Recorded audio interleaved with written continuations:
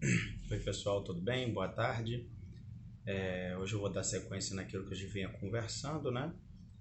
A gente falou inicialmente sobre a questão, inicialmente não, anteriormente, sobre o Império Romano, falamos sobre a Grécia e hoje a gente vai tratar sobre a dissolução, né? O fim do Império Romano. É importante a gente tratar desse tema porque ele marca o encerramento daquele período da história conhecido como Idade Antiga ou Antiguidade e inaugura o Império Romano, seu encerramento, inaugura um outro período identificado, definido como Idade Média. É importante a gente considerar esse aspecto porque o Império Romano ele teve um papel importante na própria construção da ideia de Europa, porque o Império Romano ele exerceu, né, o controle e o domínio por toda aquela região que circundava o mar Mediterrâneo. Isso construiu historicamente uma certa ideia, uma certa percepção de pertencimento de uma idade comum, porque no processo de expansão e de formação do Império Romano, ele também foi influenciando culturalmente, se aproximando, se identificando com os diversos povos e grupos humanos que ali se localizavam, né? Então, tem um encerramento. Se a sua formação construiu um processo de certa definição na ideia de Europa, a sua dissolução e seu encerramento também gerou seu impacto, seus efeitos. Grande parte, foram muitos os motivos, na verdade, muitos não, alguns dos motivos que influenciaram o processo de desconstrução do Império Romano. É importante a gente considerar que o Império Romano ele não acabou do nada, mas sim ele foi a sua dissolução foi resultado de um longo processo de crise enfrentada por esse império no sentido de manutenção da sua unidade, da sua centralidade, que foi se desenvolvendo aos longos dos séculos, sobretudo a partir do século II a.C. Isso é importante que a gente tenha um agravamento de uma série de aspectos que vão influenciando no encerramento, que contribuíram para o encerramento do Império Romano. É importante considerar que antes mesmo do fim, o Império Romano, do seu encerramento, ele teve contato com diversos povos que não necessariamente eram romanizados. Esses povos eram, num tom, vamos dizer, pejorativo, definidos pelos próprios romanos como bárbaros, ou seja, todos aqueles povos que não se identificavam imediatamente com a cultura romana. Isso não significa que todos os povos bárbaros se relacionavam com os romanos de forma violenta. Muitos desses povos eles tinham uma relação com os romanos até de certa contribuição no estabelecimento de trocas comerciais, econômicas, né, e de diálogo com os romanos, mas por sua vez não eram reconhecidos como parte do Império Romano. Esses povos eram conhecidos como bárbaros, mas também tinham povos dentro desse amplo campo identificado como bárbaros pelos romanos que também estabeleciam uma relação violenta com as fronteiras, com tensionando as fronteiras do Império Romano. É também importante lembrar que naquele contexto as sociedades majoritariamente viviam da terra e do uso que faziam da terra, eram sociedades agrárias, centralmente agrárias.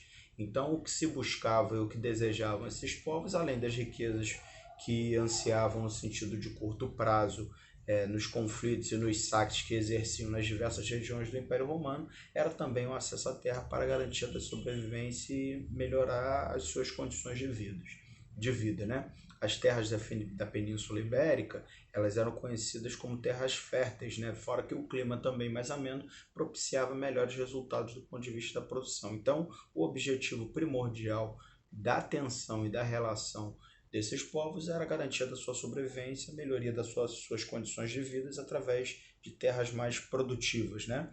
Então essas invasões elas se dão nesse período que culmina com o encerramento do Império Romano. Diversos povos faziam parte desses povos conhecidos como bárbaros ou também como germânicos. Francos, visigodos, saxões, suevos, ostrogodos eram diversos povos que compunham esse campo diverso também, definido pejorativamente como bárbaros, né? Em 476 depois de Cristo, perdão, o Império Romano ele é derrubado por Ostrogodo, líder dos Érulos. Ironicamente, o último imperador de Roma, ele também tinha o nome do seu fundador mítico Rômulo, né? O que é importante ressaltar E aí eu vou fazer esse vídeo pequeno porque a gente precisa acompanhar a dinâmica da turma, não ficar muito conteúdo, mas esse não foi o único motivo que contribuiu para o encerramento do Império Romano. Outros motivos também foram importantes. A Pax Romana, que foi o período de encerramento do processo de expansão e de crescimento do Império, e o Império Romano ele crescia sobretudo através da conquista e da guerra e da submissão que exercia sobre outros povos. A Pax Romana foi a definição, o período no qual o Império decidiu ou estabeleceu a estabilização das suas fronteiras, ou seja, encerrou o seu processo expansivo. Só que a economia romana ela era fortemente dependente como eu posso dizer, da aquisição de escravos. E em medida que o Império Romano foi encerrando a sua aquisição de escravos, simultaneamente também esse processo expansivo ocorria também um processo de concentração de terras nas mãos da nobreza romana. A gente cada vez vai tendo crises produtivas, crises de produtividade, seja pela falta de braços, seja pela pequena produtividade das grandes propriedades romanas concentradas nas mãos dos nobres romanos. Então as crises econômicas também foi um fenômeno que impactou a sociedade romana e desestabilizou o Império Romano ao longo dos tempos. Mesmo porque a crise econômica ela produz encarecimento, ela produz dificuldade de acesso aos alimentos e as pessoas não ficam felizes e contentes e tranquilas quando estão passando fome ou tendo dificuldade para garantir o seu sustento. Isso gerou uma série de turbulências e conflitos no interior do Império Romano, que foi gerando um processo constante e recorrente de desestabilização do Império Romano. E por fim, embora tudo seja de maneira muito precária, né, e muito sucinta, mas isso também gera um efeito recorrente de constantes crises, é o fortalecimento do papel do exército romano no sentido de tensão sobre a ordem política de Roma, seja no conflito com o Senado, seja no conflito com a autoridade dos próprios imperadores. O que eu quero dizer é que, em medida que o exército romano ele foi se tornando profissional e os seus generais foram adquirindo poder, tendo em vista o exército que, a partir de relações de fidelidade e hierarquia, seguiam a ordem desses generais, esses generais, em diversos momentos da história de Roma, entraram em conflito entre si ou contra o Senado ou contra a autoridade do Império Romano.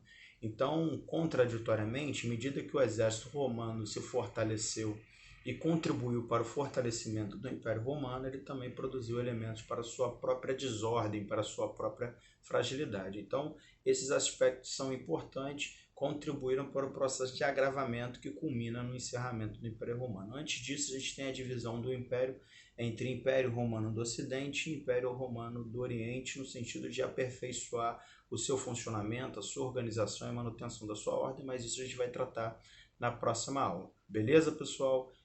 Espero que tenha ficado claro esses pontos que contribuíram para o processo de desestabilização e enfraquecimento do Império Romano, que culminaram no seu encerramento, no seu fim. É importante também lembrar que quando a gente está tratando de encerramento do Império Romano, a gente está falando de encerramento do Império Romano do Ocidente. O Império Romano do Oriente, ou conhecida como Constantinopla, Bizâncio, ele se encerra no século em 1453.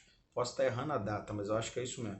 Em 1473, com a invasão dos turcos otomanos conquistando a cidade de Constantinopla, do Império Bizantino.